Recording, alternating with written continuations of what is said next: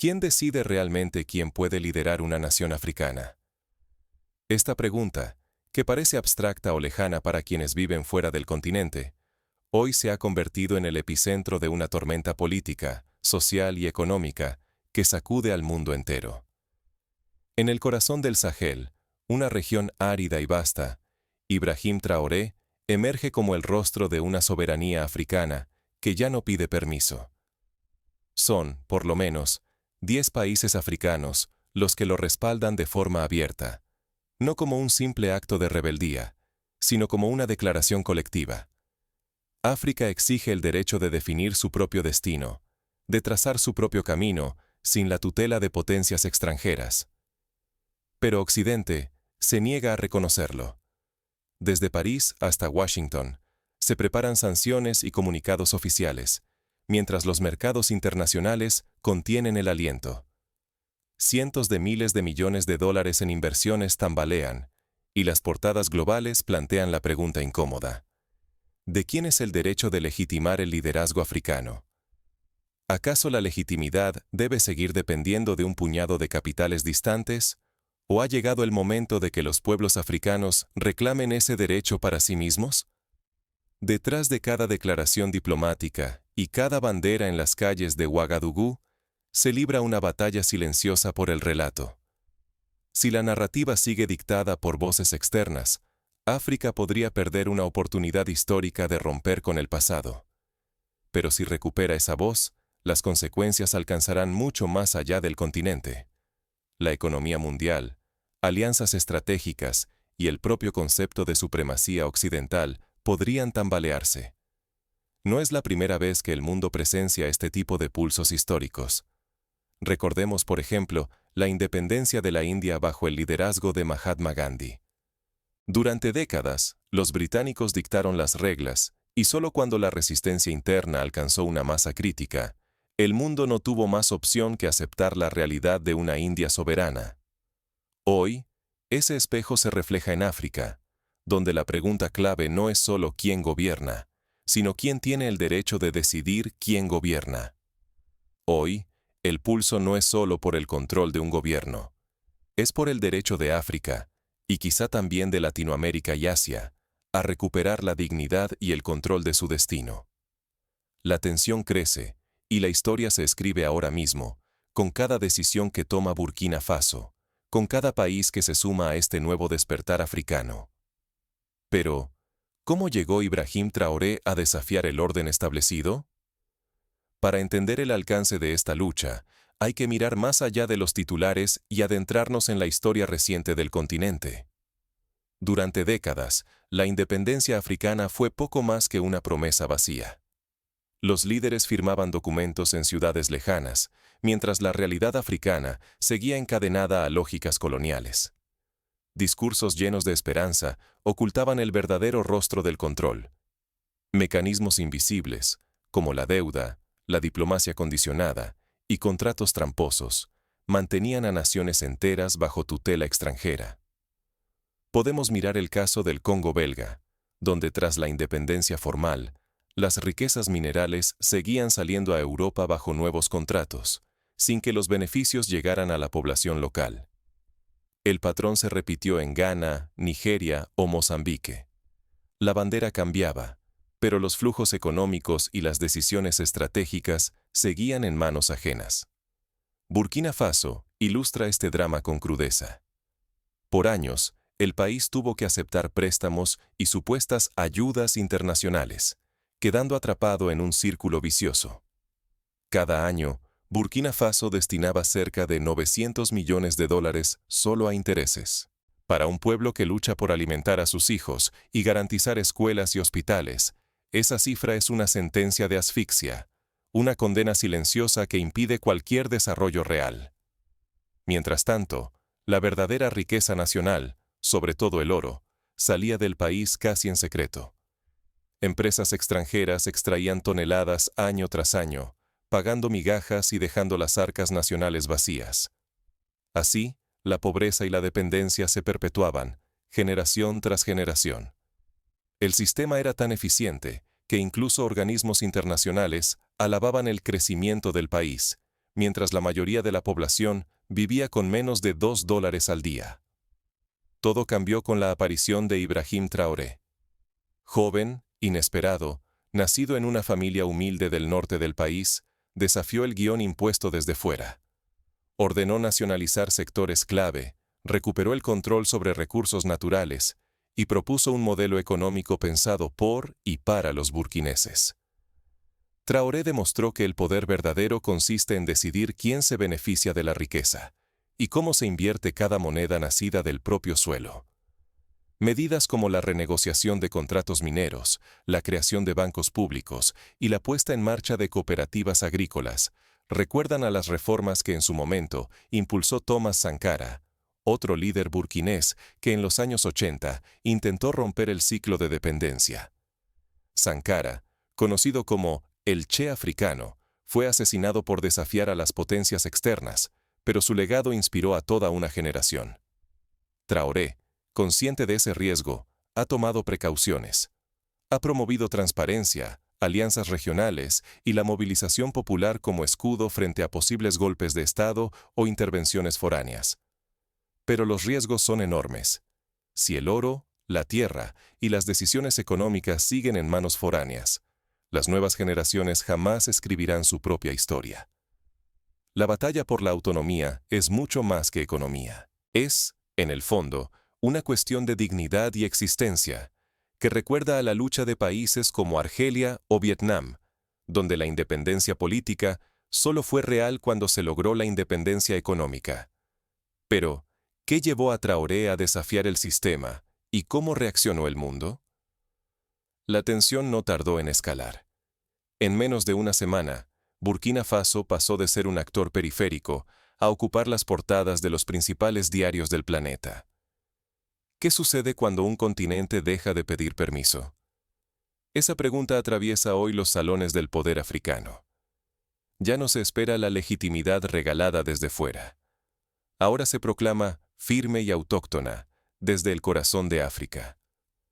La escena recuerda a la Conferencia de Bandung de 1955, donde 29 países asiáticos y africanos se reunieron para proclamar su derecho a decidir su destino, dando origen al movimiento de países no alineados. El mundo fue testigo de un giro histórico durante una ceremonia sin igual en Ouagadougou, la capital de Burkina Faso. 10 países africanos, bajo la atenta mirada de embajadores y cámaras internacionales, firmaron el reconocimiento oficial de Ibrahim Traoré como presidente legítimo. No fue un formalismo vacío, fue una declaración de independencia, un grito que desafió la costumbre de recibir órdenes desde París o Washington. Las reacciones no tardaron. En menos de 24 horas, los mercados internacionales oscilaron y los noticieros occidentales llenaron sus portadas de advertencias, dudas y reproches. Agencias multilaterales suspendieron ayudas estimadas en más de $1.400 millones. Grandes mineras extranjeras anunciaron la revisión de contratos y de pronto, la economía de Burkina Faso y la esperanza de millones quedó suspendida sobre un abismo. En las cadenas informativas de Occidente, la retórica se endureció. Se multiplicaron los análisis sobre los riesgos de confiar la legitimidad a quienes no siguen el guión de la democracia liberal. Columnistas hablaron de autoritarismo y de un potencial efecto dominó en la región. En algunos parlamentos europeos se discutió incluso la posibilidad de endurecer los controles migratorios como castigo indirecto a los países que respaldan a Traoré. Pero en las calles de Ouagadougou y en las plazas de África y el sur global, se respiraba otro ánimo. Miles de personas salieron a celebrar, ondeando banderas y coreando lemas como África para los africanos y nuestra riqueza, nuestro futuro. El ambiente recordaba a los días de independencia de los años 60, cuando la esperanza parecía posible. Desde América Latina hasta Asia, gobiernos y movimientos sociales enviaron mensajes de apoyo a Traoré. Llegaron propuestas de cooperación técnica, comercial y diplomática.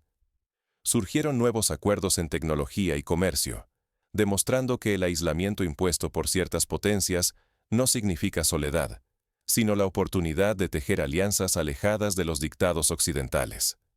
Por ejemplo, Bolivia ofreció compartir su experiencia en la nacionalización de recursos naturales, mientras India propuso asesoría en desarrollo agrícola. Así emergió el debate de fondo. ¿Quién decide qué es democracia y quién tiene derecho a ejercerla?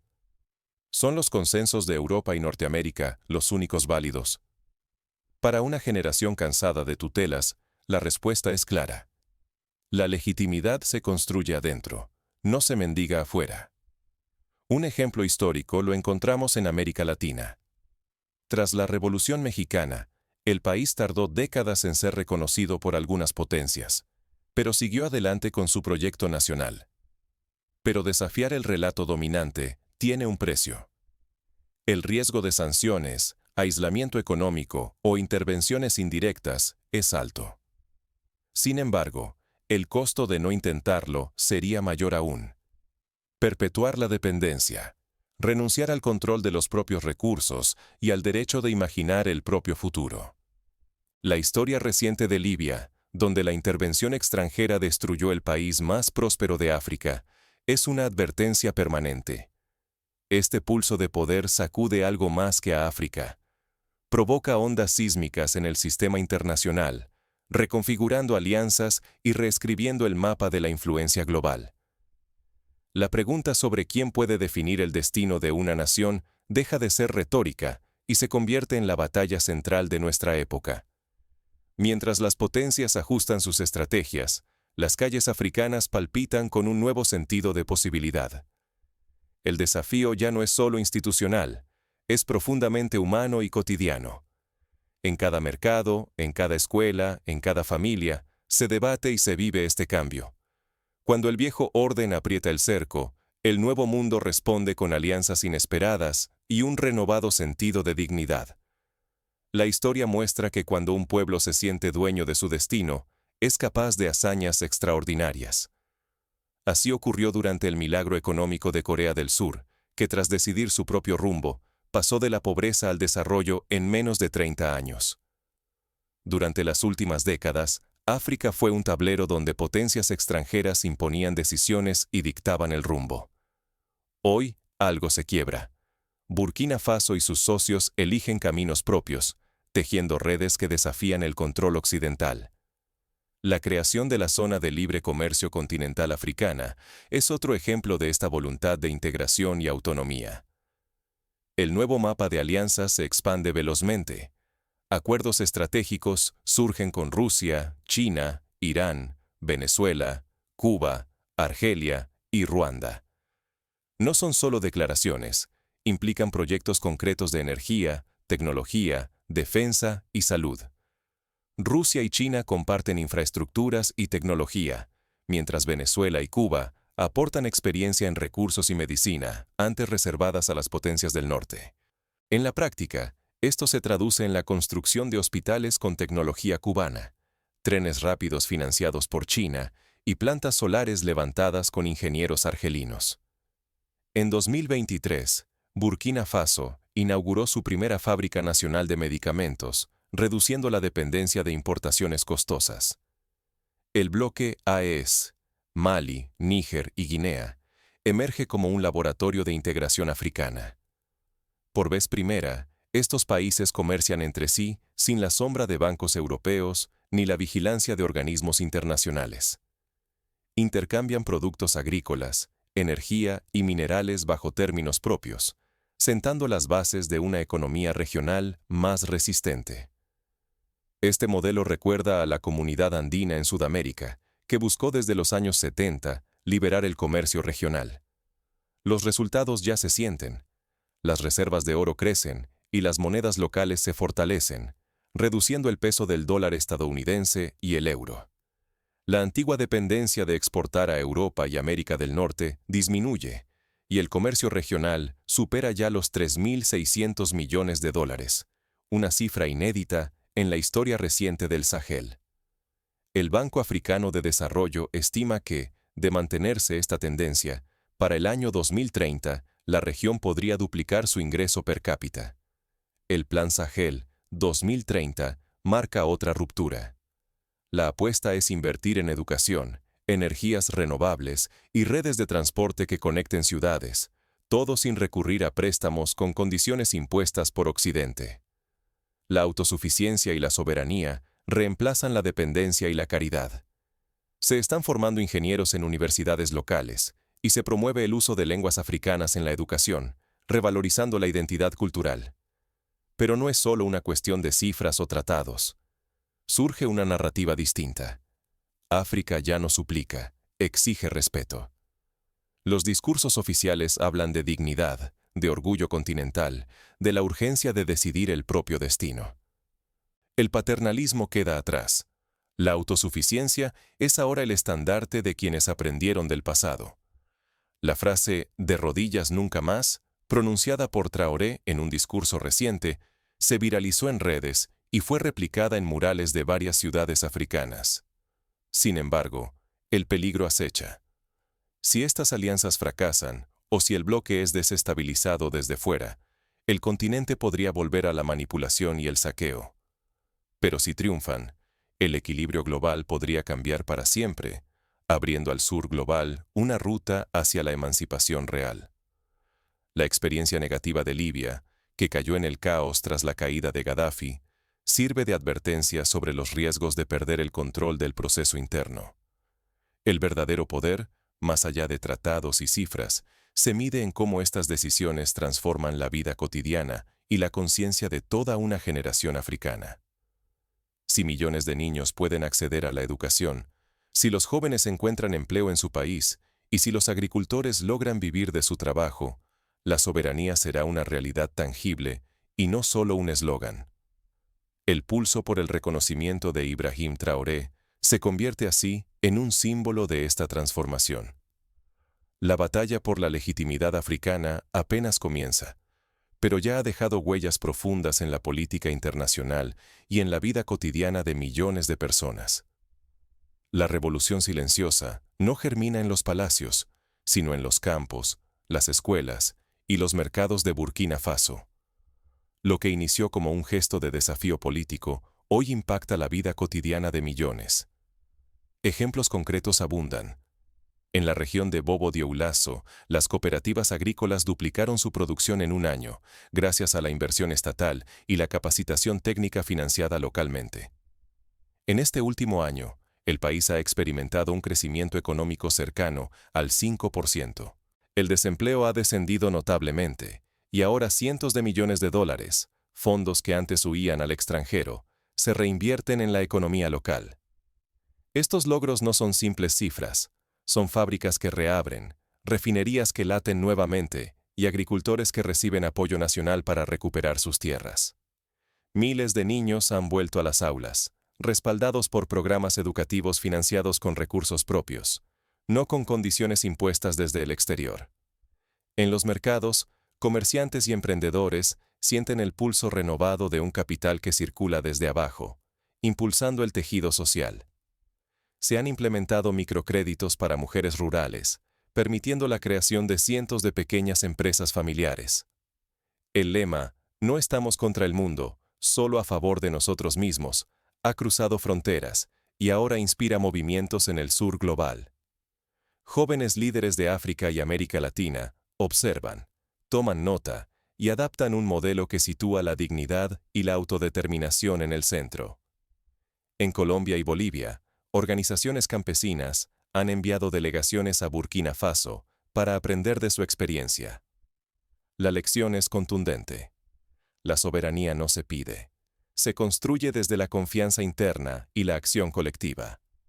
Burkina Faso ya no espera la aprobación de potencias externas. Ahora define su propio destino y demuestra que la legitimidad real brota del pueblo y sus necesidades. El ejemplo de Islandia, que tras la crisis de 2008 decidió reescribir su constitución con participación ciudadana, es otra señal de que la autodeterminación es posible. Así ha surgido un nuevo panafricanismo. Jóvenes, ingenieros, artistas y emprendedores forjan alianzas, priorizando la dignidad sobre la dependencia. Ya no es solo asunto de gobiernos. Comunidades enteras apuestan por la cooperación, la innovación y el orgullo propio. Movimientos culturales, como el renacimiento de la música tradicional mezclada con ritmos modernos, refuerzan la identidad colectiva, No obstante, el riesgo es tan grande como la esperanza. Si sucumben a divisiones internas o reproducen viejos esquemas de poder, este renacimiento podría desintegrarse. Pero si perseveran, la transformación será profunda y duradera, capaz de irradiar a todo un continente. En Sudáfrica, tras el fin del apartheid, la reconciliación nacional fue clave para evitar el colapso. África Occidental enfrenta ahora un desafío similar. Y aquí llegamos al punto crucial. ¿Qué papel jugamos nosotros, como observadores y partícipes, en esta nueva era? ¿Seremos espectadores pasivos o actores conscientes de este cambio de época? El experimento de Burkina Faso plantea preguntas incómodas sobre nuestra relación con la soberanía y la solidaridad. Ahora, el desafío es decidir si seremos espectadores o protagonistas del cambio. Tal vez sea el momento de replantear nuestras propias políticas de cooperación, de exigir transparencia en las inversiones y de apoyar procesos de autodeterminación genuina. La historia ya no aguarda en silencio. Ahora se escribe desde el corazón de África, con la mirada firme hacia el mundo.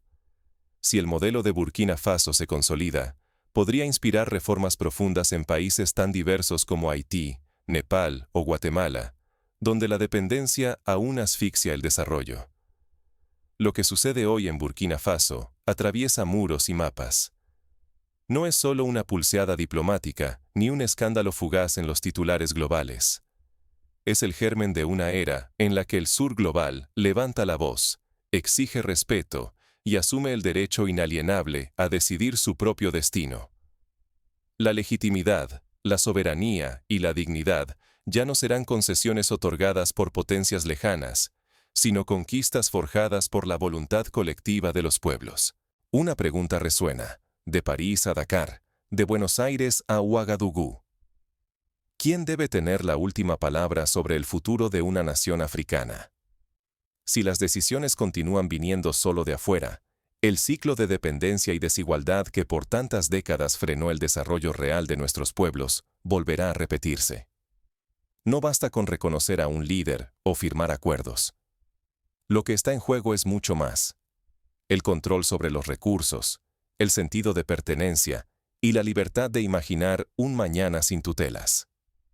La estabilidad de mercados, el acceso a riquezas naturales y la redefinición de alianzas internacionales dependen de este momento. Si no participamos, perderemos la oportunidad de influir en un cambio global que puede reescribir las reglas para todos.